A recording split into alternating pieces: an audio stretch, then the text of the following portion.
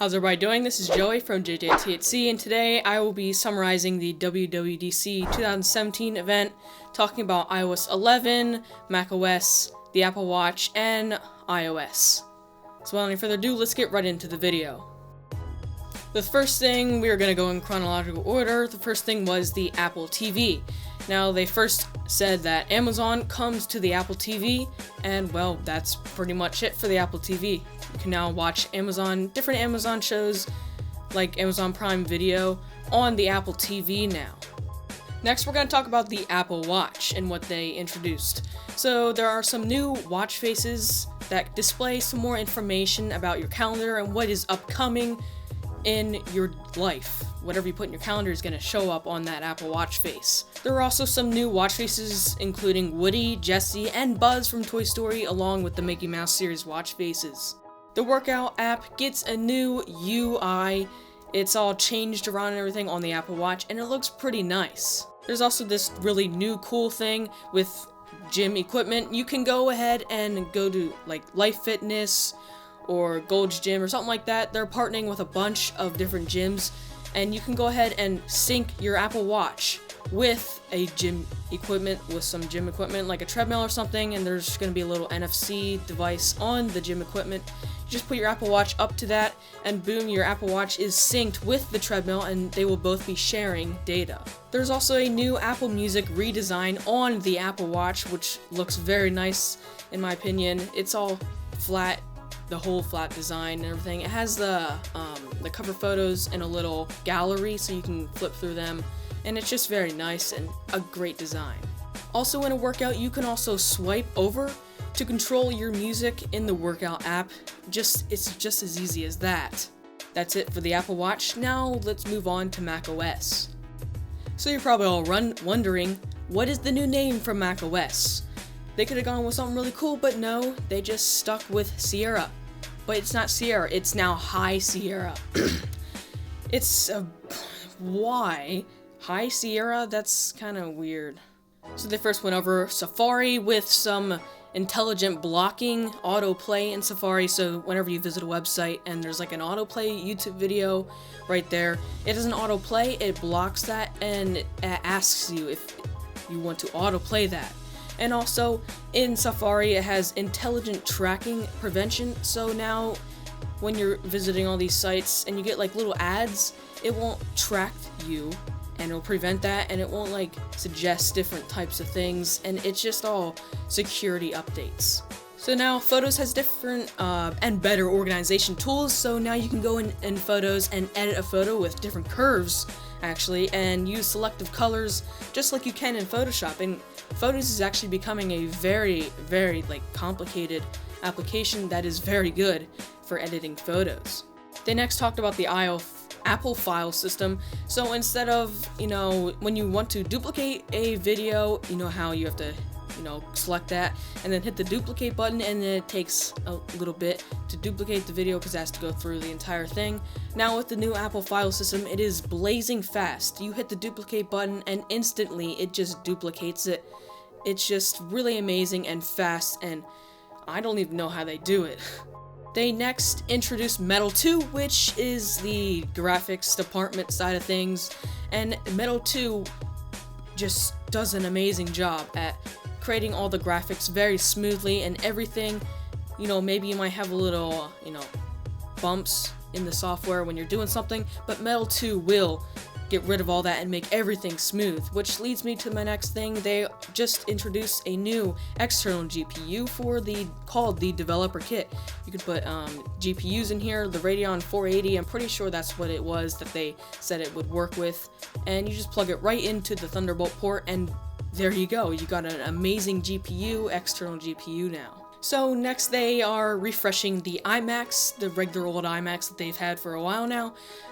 It's now got the 4K one has a price drop, and it's just, a bit updated. Has 2 Thunderbolt USB-C ports on the back, all of them, and it's just a nice little refresher. The MacBook Pros also do get a little refresh. They put the Kaby Lake processor chip inside, and they on the 13-inch, they let the price drop a little bit. making it a little bit cheaper to get that one. The next thing they released is huge. It's an all space gray iMac Pro, and it is a freaking beast.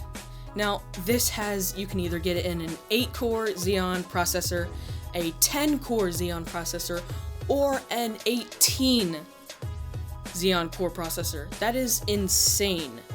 This is also going to come with Radeon Vega graphics, and it's going to have 128 gigabytes of RAM. Like, you can get so much RAM in this, and it's going to be so good at managing everything that you are going to throw at it. And it also looks freaking amazing. It's space gray, and oh boy, it just looks really good. Now on the back, it does have 4 USB Type-C USB ports on the back, also with the other 4 USB-A ports. Now you can hook up, and they showed this on WWDC, you can hook up 2 5K displays on each side, and then below that you can also hook up 2 4 terabytes in RAID. It's, oh my gosh, it's so good. And this is all starting at $4,999. This is a bit pricey, but it's Apple. Next up, we're going to talk about iOS 11. Now, Tim Cook first took the stage and, quote, "Android suffers from horrible fragmentation," end quote, Tim Cook. So, redesigned app drawer in new iMessages. You can pick all your stickers and everything down there. It's all redesigned and, I guess, in a more helpful layout. Also, iMessages is now synchronized between all devices, iOS devices, so when you delete something on one device, it deletes it on the other one, all the other ones, and when you do something, it does it on all of the other ones, all the other devices that you have, instead of you having to do it for each device. Apple Pay for person-to-person payments is now a thing. You can send people money through iMessages and receive money through iMessages just by using Apple Pay. You go in iMessages and then you just send off a certain amount of money to the other person, and then that person can accept that. So Siri now has a new voice, and it's actually really good. It's a lot better than any other of the other like Google Home or Amazon Alexa or the old Siri, in fact. It's just more natural and it sounds like a real voice. There's also a male and a female version of this, so don't be worried that you're not going to have different kind of voices. Siri can also translate. She can actually translate things now. It wasn't a thing before. You can try it right now. You can ask Siri to translate something from Spanish to English and it won't do it. But now it will in iOS 11, which is that's a pretty late feature. Videos in iOS are now shot in H.265, which is a faster and more compressed version of H.264, which is what everything is shot in now. But it just compresses it, and you can have a high quality photo in twice as less gigabytes as what it would take up, or storage as what it was take up before in H.264. You can also edit and trim live photos and pick the photo in a live photo. I know this is all pretty confusing, but when you actually get to use it, you'll see how it all works. You can go through with the live photo that you took and pick the actual frame that you want as the picture. In iOS 11, there's a new control center layout, so when you swipe up, it's not the general, half of the screen or a little bit more than half of the screen little layout that you can't change anything. It's all set there. Now, this version, it's all one page, and it's all like it's kind of bubbly, and the background is blurred out, and it just looks more flat and better in my opinion. Now, the new notification center. This is a pretty weird one. So when you get a notification, you can know how you can just scroll down from the top of the device, and well, now when you scroll down, it's actually going to bring you to the lock screen, which is actually really confusing. And also when you scroll down from the top, it brings you to the lock screen, and then to get to the rest of your notifications, you have to swipe up, which I'm not really a fan of this. This is it can get pretty confusing at times if you're a first-time Apple user and you swipe down and it brings you to the lock screen for some reason, and then you're like, where's my notifications? It could get a little confusing. Also in Photos, there's this new feature where you can take a photo that you took and you can put little masks on it so you can make it a long exposure, or you can make it a bounce video where it keeps going in and out with a live photo. And this is actually a pretty cool feature.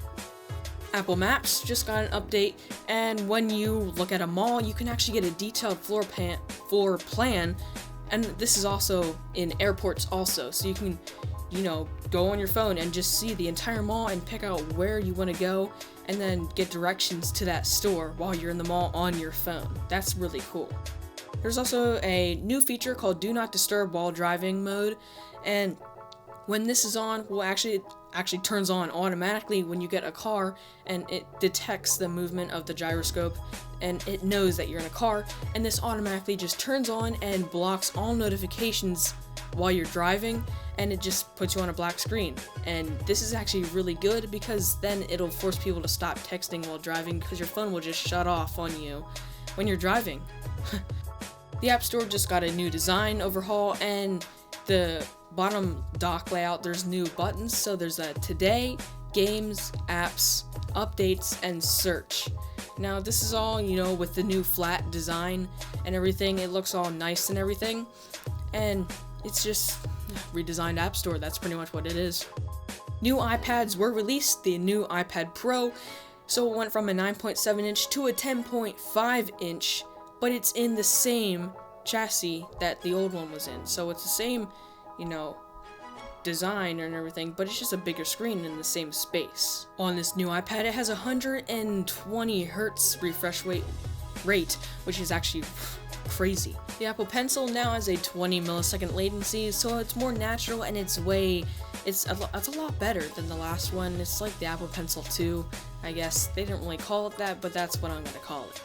And also in the iPad, there's the new A10X chip, which is the fastest and the best chip that Apple has ever made, and it's really fast apparently. Also, there is a 512 gigabyte iPad in a storage option, which is crazy because the highest on an iPhone is a 256, but there's now a 512 gigabyte. That is a lot of storage for an iPad. There's also a new dock. When you swipe up, there's a dock, like an actual real dock. It's not just 4 apps, it's actually like you can put as many on there as you want, and it's just a really nice design. And also, there's a new app switcher, so when you are on the dock, you can actually keep swiping up, and you can get to the new app switcher, which it's all different kind of apps that you're using, and it's just a big page of them. The new app called Files for the iPhone and iPad, it's kind of like Finder on the Mac, except it's on the iPad and iPhone. So now you can store all different kind of files in Files app, and it's all just a very nice organization tool. Also on the iPad, you can there's now this thing called a document scanner. So now when you have a piece of paper and you can put that on a table, you take the iPad, you hold it over the paper, and it scans that, and then you can draw on it and everything, and it actually works very well. That's it for iOS. I know it's very long, but just stick with me. The last thing that Apple released today was the HomePod. The HomePod is it's kind of like Google Home or Amazon Alexa. It does the same thing, except I think it's better. Now what this does is you can ask it certain things. It's Siri, and then you can ask it to play music. It also plays music. It has really good speakers in it also, and it's just it looks like a Mac Pro actually. Comes in white and black, and it starts at $349. Thank you guys so much for watching this video. Go ahead and leave a like, subscribe, and share the video if you thought this was helpful. You can check out my links down below or on the screen right here. It's Joy from JJTHC, and I'll catch you in my next video. I'm sorry this was very long. See ya!